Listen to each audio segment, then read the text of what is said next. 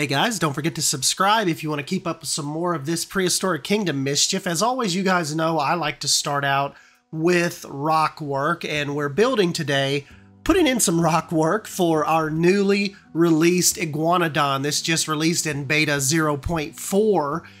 Remember, we're about 9 days now actually away from early access, so you guys will be able to jump in and play this with me in just a tad over a week. So I thought we'd get in and start doing some little habitats, especially for some of the new animals that were just released to us. And yep, like I said, I like to start with rock work. I think with this particular habitat, the rock work looks really, really good. It's kind of like our fake, almost like a fake retainer wall, but also enough to keep the animals back. And then that way we don't have to have, like, you know, big bulky fencing in the background. We can make it look a little more natural, maybe a little more like they live in this little cove, like almost like this little valley. And we'll put 3 of them in here. I've got a male and 2 females, and I think it just, in the end, we'll jump through here in a little bit and show you the real time of what the habitat looks like. I know we just showed you some cinematics, but in the end, this came out. I was a little worried at first. I was thinking, like, maybe I went a little too small.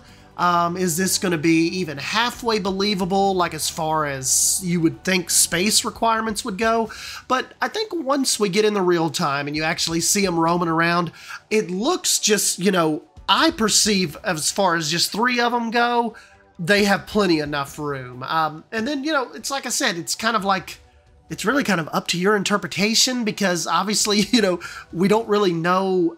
We know, like, how far these, you know, they have ideas of how far they roamed in a day and how, you know, how much space they would actually cover in a day. But in the context of this being like a park zoo, we're gonna have to look at it as, you know, you're gonna have to kind of look at it as what you feel comfortable designing for. And that's kind of what I did. So I'm basically just eyeballing it up. If I had 3 Iguanodons, would this seem like sufficient enough space? And so that's kind of, you know, that's kind of what I had to go off of in this type of setting. But nonetheless, with these controls that Blue Meridian, Mao and the gang have been able to come in and give us, this is my first build, my first true build with the new controls, where we were able to basically change our key bindings to whatever we want to.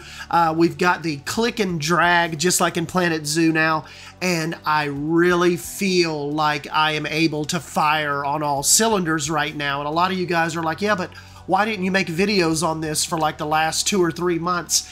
It was really, I felt like I just couldn't do it. Like the way the keys were set up and the way they were locked and the way that I'm used to building. I'm used to quick builds, you know, I knock them out quick. And I couldn't do that in Prehistoric Kingdom yesterday. And now I just feel like I'm unleashed almost, now that I have the control to make the changes to the key bindings and get the camera and the mouse set up exactly how I want, not having to necessarily use WASD anymore and fully use mouse control. I am back in this 100%. I am really, really feeling a groove right now, and I think we could probably, I could see myself doing a habitat a day, at least to cover the next 9 days for you guys. Just because I'm kind of feeling that motivated again to jump in here and actually design. Because yeah, it was too daunting post 2 days ago. It was too clunky. It was just, I mean, you know, like, you guys know how quick I design things in Planet Zoo if you've been around the channel for more than 5 minutes, and that's how I like to design. And just being honest, and you know, don't get me wrong, people figured out a way, like Miss T-Rex and Warpath. A lot of those guys figured out an awesome like design structure as far as, you know, getting into the flow of things. And you know, even some of the guys that have came from the Jurassic World Evolution background, this is just a this is just like a massive creative outlet for all of us that are kind of like, we're wanting Jurassic World Evolution 2 to be more like this. And, you know, basically Planet Zoo with dinosaurs. And that is kind of what this title is giving us. And, you know what, Jurassic World Evolution 2, they're trying to make strides as far as the decorations go. And, you know, the decorations are a wonderful step in that direction. But do I think Jurassic World Evolution 2 will ever be Planet Zoo with dinosaurs? No. And I don't think it was designed that way, and that's okay too. That's just not this style of game. Now, can Prehistoric Kingdom be Planet Zoo with dinosaurs? Absolutely.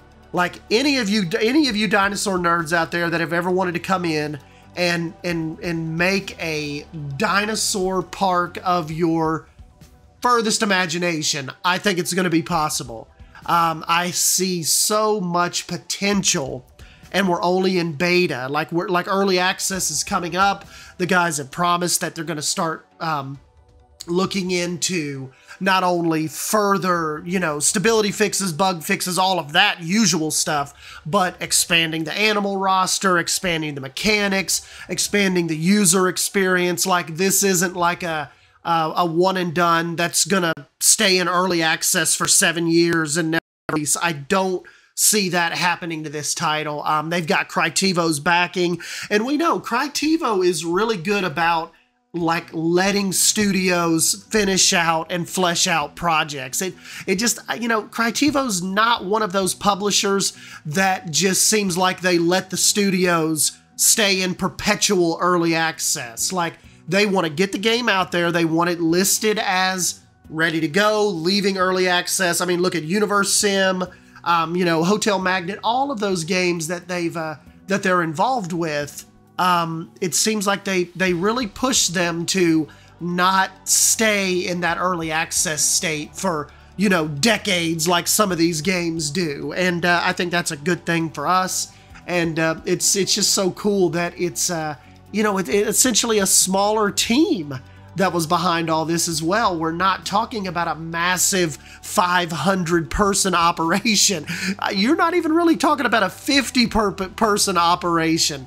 And what they've been able to do, and what they've been able to create with this Unity engine, I think's incredible. And I know there's so many people that have been following this project for years and years and years. And to see this, I mean, you know, like me and Drew, we're just a bunch of doofuses that caught on to this like a year ago. Like, you got guys like Jonty from Geekism. They've been playing this game for like, they had access to this, like, I want to say 4 years ago, maybe. Like, back when it was like, it was a totally different development studio. It was like Raven Studio. That, you know, Blue Meridian took on a lot of those guys, like a lot of the programmers and stuff came from that studio. But this has been a pipe dream for a lot of those core developers for a long while. And to get that financial backing and the Crytevo backing, and to finally see this game like a week away from early access, I know and like just reading like a lot of the comments from the people on their Discord that have been around and have been backers for years and years, this is such an exciting moment for them. But anyways, let's go ahead. We'll jump into the real time real quick, and I'll give you some of my thoughts on the habitat. And yeah, just let me, you guys always let me know what you think down below. And also, if you think you're going to pick this up next Wednesday, April 27th, remember, this drops for $29, $29.99. You can get it on Steam and Epic, I believe. Remember, it is a PC exclusive for right now. No plans to bring it over to console, but you know, never say never. You never know how this will do, and obviously we'll keep an eye on it and how busy it is on Steam and how many players are concurrently on it. So, but anyways, yeah, let's go ahead and jump over to the real time and see what you guys think about our little Iguanodon den. Hold on one sec. All right, guys, and here we are. You can see I've got the little access gate over here that they would actually, you know, bring the animals in and out from and take them back for you know, any kind of veterinary care. Definitely wanted to have that in here so it doesn't just seem like they're kind of plopped down here in a little pit. And here are little guys. They've got a really cool, like, almost like a grazing animation now, where it almost, you know, like, see how they'll graze and they'll very slowly move forward, almost like, you know, like you see a cow do, being really kind of thorough in their foraging and their little picking. And I just think that is really, really cool. Over here, I've got one of their little raised beds, kind of like just a little, let me see, where's our, here's Erin. Like, she is a big female. Check this out. Like, look at her when he goes back down to normal. Look at her compared to even the male. Check this out. See, she is quite larger than him. So I definitely found a larger one with Miss Erin, which is really, really cool. And yeah, so this is one of the little raised beds. I know you guys absolutely love the rock work with Prehistoric Kingdom. And up here, you'll notice off to the right of the exhibit, this is kind of like just what I essentially would see as the main viewing area, kind of looking out at our little trio here. So, you know, this would, I figured, you know, this would be a pretty good view. You know, you'd be able to still stay safe. You know, we've got the rock barrier and the foliage up, but you are definitely up there a little bit on that higher plane. She decided to lay down and take a nap. Then, of course, we've got their little wading pool out here. And one thing I love to do in Prehistoric Kingdom is use this big oak tree. A lot of times I'll use it out over water and areas kind of where I want to provide them some shade. So they could definitely come over here, splash around, forage, get out of the sun. And I just think that always looks, it looks really, really cool over water. Right here, I kind of wanted to make it look like maybe this bank was kind of sliding, maybe washing away on them a little bit. So they've just got some temporary pillars up out here to kind of keep the animals from trying to climb up that. Same way over here, they've got a little spillage, so I figure maybe they've got to come in and dump some more rock work and kind of shore that up. But you know, nothing too majorly concerning. And you can see the gorgeous mountains in the backdrop. We are on the Spain map in this, and you can see I just come in. There's nothing really too massive to this. I just wanted to come in and get you guys just to kind of, you know, flesh out a little habitat again since it had been a few months.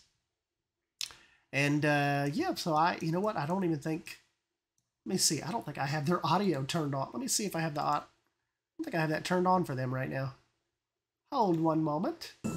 Before we go, we got to get you guys some vocalizations here. Let's see if we can get them to make any noise or see if they gurgle for us. Surely they'll give it. Come on, Calhoun, give us something here. He's foraging.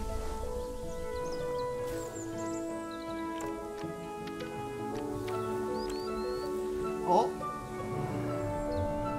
Nah. He's gonna lay down. Erin's being a little vocal over here.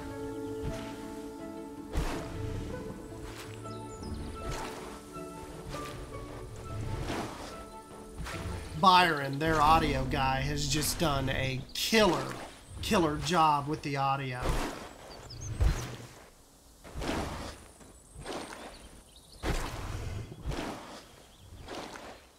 Uh-oh.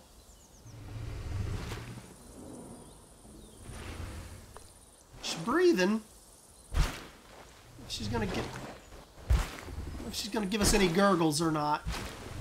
Any calls. Oh, a little bit of one.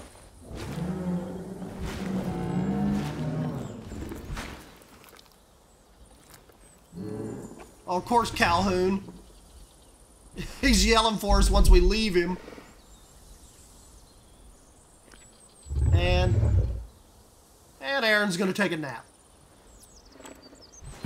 Come on, buddy, give us a yell.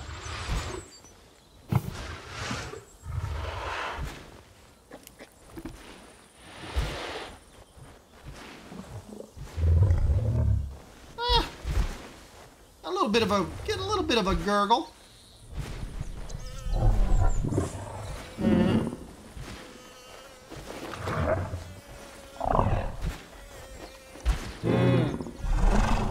Still awesome though. Listen to that.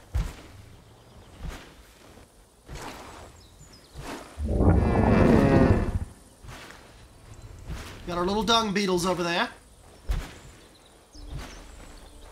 He's going up to kind of like our second little bedding area. Oh. Calhoun, I don't think she wants you in her bed over here.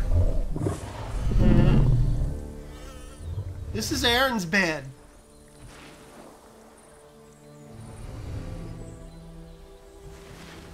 He's like, yeah, you're probably right.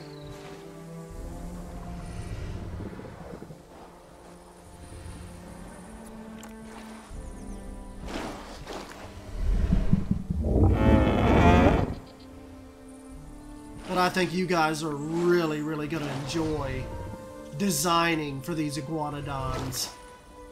But anyways, guys, yeah, that's what I wanted to show you. This is what I've kind of been in here messing with this evening. And, yeah, I'm going to try to, maybe even tomorrow, we might try to stream on Twitch. Get in and we'll do us maybe a Brachiosaur exhibit tomorrow on Twitch. I'll tweet it out if I end up going live tomorrow. But, yeah, definitely just stick with us here leading up to release. And we'll kind of get in here and see what all kinds of weird little designs we can make happen. But anyways, guys, I'm SCN Wolf as always. Appreciate you stopping by and hanging out with me. And I'll catch you in the next video. See ya!